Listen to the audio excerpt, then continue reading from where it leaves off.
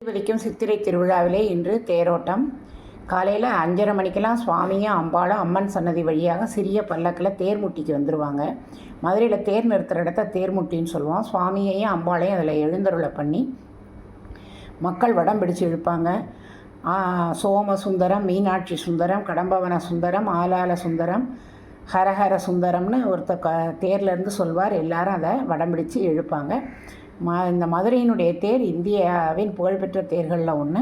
திருமலை நாயக்கர் காலத்தில் செய்யப்பட்ட அந்த தேர் 300 ஆண்டுகளாக மதுரையின் மாசி வீதிகளில் இன்றும் வலம் வருகிறது. தேர் வர்றதுக்கு முன்னாடி காளமாட்டு மேலே ஒரு முரசு, ஒரு கொட்டு வச்சு டொம் கொட்டிட்டு வருவாங்க. பின்னாடி ஒட்டகம், யானை எல்லாம் வரும். ஓதுவார்கள் தமிழ் பாடல் பாடிட்டு வருவாங்க. அதுக்கு பின்னாடி கொஞ்சம் தூரத்தில் தேர் தெரியும் நமக்கு. அப்படியே நல்ல உயரமாக வண்ண திரைகளாலான தேர் அசைஞ்சு ஆடி வரும். அதுக்கப்புறம் முதல்ல பெரிய தேர் வரும். அந்த பெரிய தேர் மதுரையில் யார் வருவா? மதுரை நீங்கள் நினைக்கிற மாதிரி மீனாட்சி வரமாட்டாள், சொக்கேசர் தான் வருவார். பின்னாடி அதை விட அளவில் சிறிய தேரில் மீனாட்சி வருவாள். தேர் 4 மாசி வீதியிலையும் ஓடி 11:30 மணிக்கெல்லாம் நிலைக்கு போய் நின்றோம்.